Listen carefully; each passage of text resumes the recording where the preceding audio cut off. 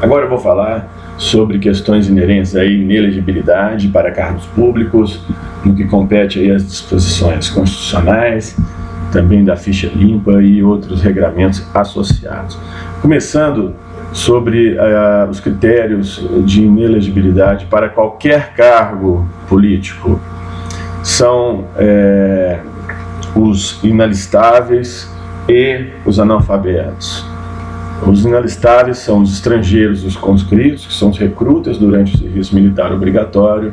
Então, aí os analfabetos, inelegíveis para qualquer cargo. Os deputados federais, senadores, estaduais, que perderem o mandato em ofensa à Constituição. E quais são as hipóteses de perda de mandato segundo a Constituição? Tem duas divisões que se operam desde a diplomação ou desde a posse, iniciando aqui pelas hipóteses previstas desde a diplomação, porque a posse vem depois. Então, é impedido qualquer um desses eleitos, né, de firmar ou manter contrato com pessoa jurídica de direito público, autarquia, empresa pública, sociedade de economia mista, empresa concessionária de serviço público, salvo quando o contrato obedecer a cláusulas uniformes que caracterizam o contrato de adesão. Também aceitar ou exercer cargo ou função, emprego remunerado, cargo comissionado, inclusive que sejam demissíveis, né, que são os comissionados, nessas mesmas disposições. Também, por quebra de decoro parlamentar, está previsto na Constituição, né, a perda do mandato, que torna inelegível político para qualquer cargo, tanto para o período remanescente do mandato atual, quanto para os 8 anos subsequentes ao término da legislatura atual. Então, desde a diplomação. Agora, desde a posse, não podem ser controladores ou diretores de empresa que gozem de favor decorrente de contrato, proprietários, controladores ou diretores de empresa. Quer dizer, estão dizendo a pessoas jurídicas privadas, né, que tenham favores, enfim, vínculos com pessoas jurídicas de direito público, tá certo? Lembrando aqui o que são pessoas jurídicas de direito público. Tem interno e externo. Interno a União, estados, Distrito Federal, territórios, municípios, autarquias, inclusive associações públicas, as demais entidades de caráter público criadas por lei, cabem normatização pelo Código Civil para essas empresas devido à sua natureza jurídica, e tem responsabilidade objetiva das pessoas de direito público interno em relação aos atos dos seus agentes que eventualmente causem danos a terceiros. Apenas para fazer aqui, independente de culpa ou dolo, uma revisão, né? Quais são as pessoas jurídicas de direito público externo? Falamos em termos internos, são os estados estrangeiros e as pessoas jurídicas regidas pelo direito internacional público. Quais são as pessoas jurídicas de direito privado? São as associações, as sociedades, as fundações, organizações religiosas, partidos políticos, as empresas individuais de responsabilidade limitada. Nesse ponto aqui, confunde um pouco, são as associações, né, que tem associações também públicas e tem de privadas também. As fundações também têm de direito privado e público. Agora, as organizações religiosas, partidos políticos, empresas de responsabilidade limitada são pessoas jurídicas de direito privado. Vamos voltar aqui para o nosso foco, mas é sempre bom dar uma transitada nesses pontos para fugir da curva do esquecimento da memória, que é uma coisa que quem presta concurso especialmente tem que ter bastante atenção. Sem prejuízo daqueles que estão assistindo o vídeo aí para conhecimento geral, é claro. Também não podem, desde a posse, ocupar cargo ou função que sejam demissíveis ad nutum, né? Que é o caso exatamente aí que nós acabamos de ver, cargos comissionados também, né? ele é proibido. Patrocinar caso seja interessado em qualquer das entidades, né, dessas mesmas empresas, ou seja, pode mover processo, ser titular de mais de um cargo ou mandato público efetivo. Pode acumular. Não perderão o mandato, que são exceções, né? Se o deputado ou senador for nomeado como ministro de Estado, governador de território, secretário de Estado, Distrito Federal, território ou de prefeitura, né? Secretário de prefeitura ou chefe de missão diplomática temporária, então não perde o cargo. Na hipótese 1, o deputado senador poderá optar pela remuneração do mandato, ou seja, se for maior, ele opta por uma das duas, não pode acumular. Licenciado pela respectiva casa, também pode, por motivo de doença, ou para tratar sem remuneração de interesse particular, desde que nesse caso o afastamento não ultrapasse 120 dias por sessão legislativa. Uma sessão legislativa é 1 ano, então também tem essa possibilidade. O suplente, eu coloquei um pneu aí trocado só para descontrair um pouco, pneu reserva, o suplente tem uma associação, né? Não adianta, beleza, tem que fixar, não é, pessoal? O suplente será convocado nos casos de vaga de investidura em funções previstas nesse artigo ou de licença superior a 120 dias. Então, isso já é automático, previsto na Constituição. Então, entra o suplente. Ocorrendo vaga e não havendo suplente, far-se-á a eleição para preenchê-la se faltarem mais de 15 meses para o término do mandato. Então, está aí 15. Então, o titular não permaneceu no cargo. Não há suplente, então aí far-se-á eleição para preenchê-la se faltarem mais de 15 meses para o término do mandato.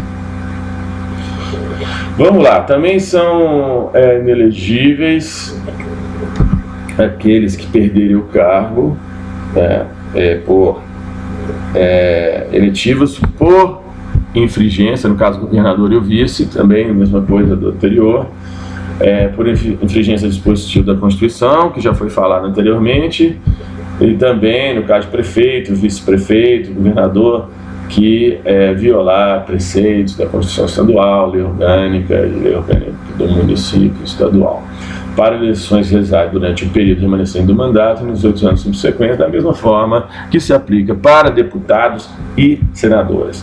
Outra hipótese também de perda de mandato, que fica inelegível para qualquer cargo, e depois por conta de uma decisão da Justiça Eleitoral, em decisão transitada em julgado ou proferida por órgão colegiado. Eu grifei aqui de amarelo, está muito em tela hoje, não é? Até então está valendo, é até o motivo por qual o presidente Lula está preso, porque a sentença condenatória dele não foi transitada ainda em julgado, porém já foi decretada pelo Tribunal Regional Federal, ou seja, que é um órgão colegiado. Então ele recorre para o STJ ou para o Supremo, porém já está preso em função dessa disposição, que ela é, vamos dizer assim, transcendental para todos os ramos do direito. Fazendo um comentário aqui que cabe modulação, quer dizer, o Supremo a qualquer momento pode deliberar de outra forma, mas por enquanto prevalece esse entendimento. Na Justiça Eleitoral, essa sanção, esse cabimento dessa hipótese se dá através do processo de apuração de abuso do poder econômico ou político, muito comum muitas vezes, né? Muito dinheiro para determinado candidato, ser abusivo, compra de votos, enfim, e outras práticas antidemocráticas associadas. Também para a eleição da legislatura atual e dos próximos 8 anos. Também para aqueles condenados com trânsito julgado ou proferido por órgão judicial colegiado 8 anos após o cumprimento da pena, quer dizer, é o caso do presidente Lula aqui, exatamente, foi por conta dessa disposição, quer dizer, o presidente Lula está inelegível, né, para qualquer cargo, desde a condenação até o transcurso do prazo de 8 anos após o cumprimento da pena. Para o crime contra a economia popular, a fé pública, a administração pública, o patrimônio público, contra o patrimônio privado o sistema financeiro, o mercado de capitais, os previstos na lei que regula a falência, contra o meio ambiente e a saúde pública, crimes eleitorais, para os quais a lei comina pena privativa de liberdade, abuso de autoridade, nos casos que houver condenação à perda do cargo ou inabilitação para o exercício da função pública, lavagem ou ocultação de bens, direitos e valores, fica também inelegível para qualquer cargo, tráfico de entorpecentes e drogas, redução escrava, né, o regime escravo de trabalho, quem promover essa prática contra trabalhadores, contra a vida e a dignidade sexual, praticados por organização criminosa, quadrilha ou bando, os que tiverem suas contas relativas ao exercício de cargos ou funções públicas rejeitadas por irregularidade insanável, grifei de vermelho, porque se for sanável, não perde, que configura ato doloso de improbidade administrativa por decisão irrecorrível do órgão competente, salvo se essa houver sido suspensa ou anulada pelo judiciário, por óbvio, né? Para as eleições se realizarem nos 8 anos seguintes, contados a partir da data da decisão. Olha aí, hein? Nesse caso, o crime ele é punível para as eleições realizadas nos 8 anos seguintes, a data da decisão, não o fim do mandato, para depois contar os 8 anos. Detalhe, hein? Isso é importante. Vamos voltar aqui. Essa é a hipótese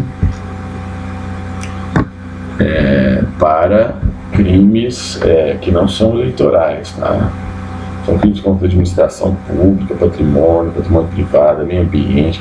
Eleitorais aqui apenas para o previsto PPL, abuso de autoridade, lavagem de imputação de bens, dinheiro, tráfico de droga, trabalho escravo, contra a vida e dignidade sexual e organização criminosa. Também por regularidade insanável, por ato doloso, de probidade administrativa, por decisão irrecorrível do órgão competente, salvo se houver sido suspenso, para as eleições dos 8 dias a partir da data da decisão, voltando. Também rejeição das contas pelo TCU, causa perda de cargo, detentores de cargo, desde que seja insanável, né, do TCU, detentores de cargo na administração pública direta ou fundacional que beneficiar a si ou terceiro pelo abuso de poder econômico ou político, está bem claro. Os que estabelecimentos de crédito financiado seguro têm sido sendo objeto de processo de decretação judicial ou extrajudicial, ao exercido nos 12 meses anteriores revestido de decretação, cargo ou função de direção, administração ou representação. Ou seja, caso de bancos, né? Tem um banco que está em liquidação judicial, extrajudicial, ou uma financeira, e nos 12 meses anteriores, antes da decretação dessa liquidação judicial, essa pessoa tinha cargo de direção, então ele não é elegível. Crimes eleitorais julgados pela Justiça Eleitoral, né, que implica a cassação do registro do diploma no prazo de 8 anos. Aí também já falamos, casos dos políticos que forem condenados à suspensão dos direitos políticos em decisão transitada em julgado, ou por órgão colegiado, por ato doloso de improbidade administrativa, que importe em lesão ao patrimônio público e enriquecimento ilícito. Também em condenação em segunda instância. Desde a condenação ao trânsito julgado até o transcurso do prazo de 8 anos após o cumprimento da pena. Aí vem aqui, eu até grifei: se for excluído do exercício da profissão por decisão sancionatória do órgão profissional competente decorrente de infração ética profissional, pelo prazo de 8 anos, salvo se houver sido anulado ou suspenso pelo Poder Judiciário. Quer dizer, isso caiu na própria magistratura de São Paulo. Olha aí, onde que a coisa pega, hein? Quer dizer, um inciso, vamos dizer assim, bem interno aí da legislação, né? Mas que foi cobrado. Era certa. Último concurso agora, no Distrito Estadual de São Paulo. Os que forem condenados à decisão transitada em julgado ou proferida por órgão judicial colegiado em razão de terem desfeito ou simulado o casamento, 8 anos após a decisão reconhecer a fraude. Os que forem demitidos do serviço público decorrente de processo administrativo ou judicial por 8 anos, contados da decisão. A pessoa física dirigente, as pessoas jurídicas responsáveis por doações eleitorais ilegais também, 8 anos após a decisão de eleger para qualquer cargo. Magistrados, os membros do Ministério Público que forem aposentados compulsoriamente por decisão sancionatória, tenham perdido o cargo por sentença ou que tenham pedido exoneração ou aposentadoria voluntária na pendência de processo administrativo. Ou seja, começa o processo, a pessoa perde. Essa é a 6 mecena que eu chamo. Agora que eu vou falar aqui, que são um período de 6 meses, né? Senão seria quarentena. Aí 6 mecena para a concorrência a outros cargos. O presidente da República, o governador do Estado e do Distrito Federal, os prefeitos, devem renunciar aos respectivos mandatos até 6 meses antes do pleito. É o caso da descompatibilização, né? O vice-presidente, vice-governador, vice-prefeito poderão candidatar-se a outros cargos, preservando seus mandatos respectivos, desde que nos últimos 6 meses anteriores aos pleitos não tenham sucedido ou substituído o titular. Então pode, quer dizer, o vice pode candidatar-se antes a ser licenciado, desde que ele não tenha substituído o titular. São inelegíveis no território de jurisdição do titular o cônjuge, os parentes consanguíneos afins até o 2º grau. Já caiu também em concurso até o 3º grau. Quer dizer, a atenção tem que estar assim, no nível máximo. É uma palavra, joga o candidato para o erro. Esse é o ponto. Muita calma, porque é realmente um trabalho de concentração a realização de uma prova de concurso. A pessoa pode estar preparada, pode estar sabendo, mas ela tem que estar bem naquele momento, respirar fundo e perceber o que está sendo perguntado. Com calma, cada verbo, cada expressão, cada vírgula pode conotar uma ou outra resposta. Então aqui, até o 2º grau, o cônjuge, os parentes consanguíneos afins são inelegíveis no território de jurisdição do titular. Tá claro aí. Presidente da República, governador do Estado, do território do Distrito Federal, do prefeito, de quem o haja substituído, dentro dos 6 meses anteriores ao pleito, salvo se já titular de mandato eletivo e candidato à reeleição. Quer dizer, o cara já exerce um cargo, né? Acumulou com o vice-prefeito. Caso a mulher do prefeito, ela pode se candidatar. Também os que forem declarados indignos de oficialato, no caso militares, nos prazos de 8 anos, a inegibilidade para qualquer cargo, que é o tema desse vídeo, não se aplica aos crimes culposos e aqueles definidos em lei como de menor potencial ofensivo. Olha aí a exceção, hein?